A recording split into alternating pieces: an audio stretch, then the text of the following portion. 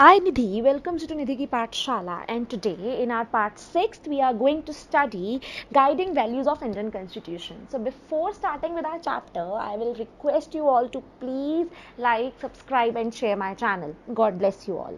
So अभी तक हमने पढ़ा कि किस तरह से कॉन्स्टिट्यूएंट असेंबली बनाई गई, किस तरह से अगर हम देखें तो कॉन्स्टिट्यूशन बहुत कायदे से, बहुत स्टेप बाय स्टेप फॉर्मुलेट हुआ। अगर हम देखें तो कॉन्स्टिट्यूएंट असेंबली ने बहुत अच्छे से काम किया, बहुत सिस्टमैटिक वे में, बहुत ओपन और कंसेंशुअल मैनर में काम करा। सो ऑफ कोर्स उसके अंदर कोई भी ऐसी समस्या हमें देखने को नहीं मिली। आज हम पढ़ेंगे कि क्या वो गाइडिंग वैल्यूज थे of Indian constitution. So in this book we shall study the exact provisions of the constitution on different subjects. अगर हम देखें तो इस बुक के अंदर अभी हम आने वाले चैप्टर्स में भी पढ़ने वाले हैं कि किस तरह से कॉन्स्टिट्यूशन का एक अलग लेवरेज होता है, एक अलग इंपॉर्टेंस होती है और किस तरह से ये काम करता है। सो अगर हम देखें इस स्टेज पे, let us begin by understanding the overall philosophy of what our constitution is all about. अगर हम देखें तो हमें एक ओवरऑल सिस्टम समझना है, कि ओवरऑल फिलॉसफी समझना है कि किस तरह से कॉन्स्टिट्यूशन काम करता है। So we can do this in two ways. First we can understand by reading the views of some of our major leaders on our constitution. अगर हम देखें तो दो तरीके से स्टडी कर सकते हैं हम। पहला तरीका वो हो सकता है जिसमें हम जो लोगों ने, जो हमारे मेजर लीडर्स थे कॉन्स्टिट्यूशन के हिसाब से, अगर हम देखें जिन्होंने स्टडी किया उसको अच्छे से, उनके क्या व्यू पॉइंट्स थे वो स्टडी करें। But it is equally important to read the what the constitution says about its own philosophy. But उससे पहले अगर हम देखें तो सबसे ज़्यादा अहम बात क्या है, वो ये है कि हमें ये समझना बहुत ज़रूरी है कि कॉन्स्टिट्यूशन क्या कहता है, उस अपनी फिलॉसफी को लेके उसकी आइडियोलॉजी क्या है। सो इसी तरह से अगर हम देखें तो what the preamble to constitution is. अगर हम देखें तो प्रियम्बल की एक बहुत अलग इंपॉर्टेंस, एम्फेसिस रहता है कॉन्स्टिट्यूशन के अंदर। सो अगर हम देखें तो ये जो कॉन्स्टिट्यूएंट असेंबली था महात्मा गांधी की, अगर हम बात करें तो he was not a member of constituent assembly, but ऐसे there were many members who followed his vision. ऐसे कई लोग थे उस कॉन्स्टिट्यूएंट असेंबली के फॉर्मुलेशन के दौरान, वो मेंबर्स थे कॉन्स्टिट्यूएंट असेंबली के, जिन्होंने महात्मा गांधी के आइडियल्स को, आइडियोलॉजीज को कोप अप करने की कोशिश की, फॉलो अप किया। और अगर हम देखें तो years ago, writing in his magazine Young India in 1931, he had spelled out what he wanted the constitution to do. उन्होंने बोला कि वो क्या चाहते हैं कॉन्स्टिट्यूशन से। This dream of an India that has eliminated inequality. वो चाहते थे कि एक ऐसा कंट्री हो जिसके अंदर इनइक्वालिटी खत्म हो जाए। फाइन, अगर हम देखें डॉक्टर बी आर अम्बेडकर की अगर हम बात करें तो ही played a key role in the making of constitution, but he had a different understanding of how inequalities could be removed. Of course, Mahatma Gandhi had a different view, different perspective on inequality, and on the very other hand अगर हम देखें तो B R Ambedkar ji के भी कुछ अलग सोच थी। उनकी जो अगर हम देखें अंडरस्टैंडिंग थी inequalities को लेके, वो बिल्कुल डिफरेंट थी, and that could be removed even. He often bitterly criticized Mahatma Gandhi and his vision. तो doctor B R Ambedkar openly criticise Mahatma Gandhi, जो उनके महात्मा गांधी जी के जो आइडियल्स थे, उनके जो विजन था उसको लेके वो बहुत क्लियरली कटाक्ष कर दिया करते थे। सो अगर हम देखें तो कंक्लूडिंग स्पीच में कॉन्स्टिट्यूएंट असेंबली में भी उन्होंने बहुत क्लियरली बताया कि किस तरह से ये जो फिलॉसफी है जो गांधी जी की है वो बहुत डिफर है उनकी थॉट प्रोसेस से। तो अगर हम देखें फिलॉसफी ऑफ कॉन्स्टिट्यूशन, तो जो वैल्यूज इंस्पायर की गई, जिन वैल्यूज ने इंस्पायर किया, जिन्होंने गाइड किया फ्रीडम स्ट्रगल को, they were in turn nurtured by it, form the foundation of India's democracy. तो ऑफ कोर्स इन रिटर्न अगर हम देखें तो फाउंडेशन जो इंडिया की डेमोक्रेसी की, अगर हम देखें फाउंडेशन जो नींव थी इंडियन डेमोक्रेसी की, वो भी बहुत साल की स्ट्रगल, फ्रीडम स्ट्रगल के बाद उसका भी एक अहम रोल था। Fine, they guide all the articles of Indian constitution. अगर हम देखें तो जितने भी आर्टिकल्स थे इंडियन कॉन्स्टिट्यूशन के अंदर वो गाइडेड थे। Constitution begins with a short statement of its basic values. अगर हम देखें कॉन्स्टिट्यूशन में प्रियम्बल की बहुत इंपॉर्टेंस रहती है, और कहीं ना कहीं अगर हम देखें तो उसी को हम प्रियम्बल कहते हैं। This is called the preamble of Indian constitution, fine, of constitution. So taking inspiration from American model, most countries in the contemporary world have chosen to begin their constitutions with the preamble. तो अगर हम देखें American model को copy किया गया, American model of constitution को copy किया गया, और उसको कॉपी करने के बाद क्या हुआ कि जितने भी कॉन्स्टिट्यूशन थे उन्होंने अपनी स्टार्टिंग, शुरुआत जो थी वो प्रियम्बल के साथ करी।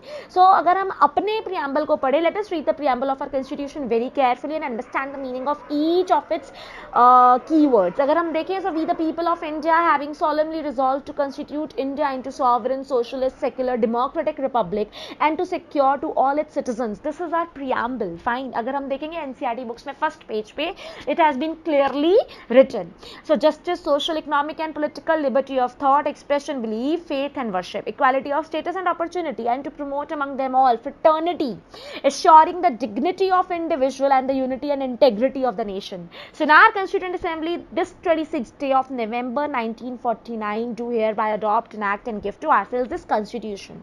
So this is basically our preamble. अगर हम देखें तो इसमें कीवर्ड्स थे sovereign, that means freedom. Socialist की अगर हम बात करें तो of course government regulation states, जो गवर्नमेंट रेगुलेटेड स्टेट्स हैं उसकी बात की जाती है. अगर हम देखें तो ये एक वेलफेयर स्टेट की तरफ इशारा करती है. अगर हम सेक्युलर शब्द को पढ़े तो सेक्युलर का मतलब यहाँ पे citizens they have complete freedom to follow any religion. कोई ऐसा स्टेट ऑफिशियल रिलीजन हम फॉलो अप नहीं करते हैं. डेमोक्रेसी की बात करें तो मैंने शुरुआत से अपनी सारी वीडियोज में बताया है कि डेमोक्रेसी बेसिक रूट है, एक फॉर्म ऑफ गवर्नमेंट है जिसमें जो लोग हैं they enjoy their equal political rights. अगर हम बात करते हैं फ्रेटर्निटी की तो all of us should behave as we are the members of the same family. कुछ ऐसा नहीं है कि हम किसी एक सिटीजन को इंफीरियर घोषित कर रहे हैं और अपने को सुपीरियर घोषित कर रहे हैं. इक्वालिटी तो हम सबको पता है, equality means in terms of law we are equal. Fine. अगर हम लिबर्टी की बात करें तो कोई ऐसी अनरीजनेबल रिस्ट्रिक्शन नहीं है सिटीजन्स के ऊपर कि वो जिस तरह से सोचते हैं, जो उनकी थॉट्स हैं, they can express them freely. Fine. और जस्टिस की अगर हम बात करें, न्याय की बात करें तो citizens can not be discriminated on the grounds of caste, religion और gender. Social inequalities need to be reduced and have been reduced. Republic की अगर हम बात करें तो रिपब्लिक होता है the head of the state is an elected person and not a hereditary position. अगर हम देखें तो ऐसा कुछ नहीं है कि हम हेरिडिटरी पोजीशन होल्डर को हम रिपब्लिक घोषित कर देते हैं. फाइन. यहाँ पे ऐसा कुछ नहीं है. यहाँ पे इलेक्टेड मेंबर्स होते हैं, चाहे वो डायरेक्ट डेमोक्रेसी के थ्रू आए हो, चाहे वो इनडायरेक्ट डेमोक्रेसी के थ्रू आए हो. So coming to the last part of our chapter, institutional design, a constitution is not merely a statement of values and philosophy. अगर हम constitution की बात करते हैं तो it is just not a mere statement of values. हम कहें जी ऐसा होना चाहिए, वैसा होना चाहिए. Of course हम बहुत concrete issues के ऊपर इस पे बात करते हैं.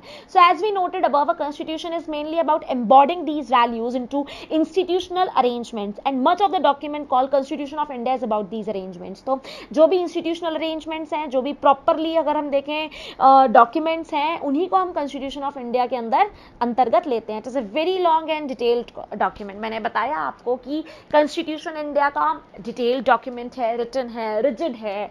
Fine. Of course at the time it is flexible enough, क्योंकि हम कॉन्स्टिट्यूशनल अमेंडमेंट्स लेके आते हैं अपने संविधान के अंदर. So those who crafted the Indian Constitution, जिन्होंने भी बनाया Indian constitution, they felt that it has to be in accordance with people's aspirations. लोगों, क्योंकि हम इंडिया में एक डेमोक्रेसी को फॉलो करते हैं, तो लोगों की एस्पिरेशंस, जो चेंजेस वो लाना चाहते थे सोसाइटी के अंदर, उसको उसके मद्देनजर ये सब किया जाए. They did not see it as a sacred, static and unalterable law. ऐसा नहीं होना चाहिए कि इसको, अगर हम पूजा की बात कर रहे हैं, अगर हम बात कर रहे हैं कि किस तरह से उसको, वो स्टैटिक है, वो डायनामिक नहीं है, वो स्टैटिक है. अगर हम देखें अनअल्टरेबल है, उसमें हम कोई चेंजेस नहीं ला सकते, ऐसा नहीं है. हमारा जो डॉक्यूमेंट है कॉन्स्टिट्यूशनल डॉक्यूमेंट, उसमें हम बहुत सारे चेंजेस ला सकते हैं.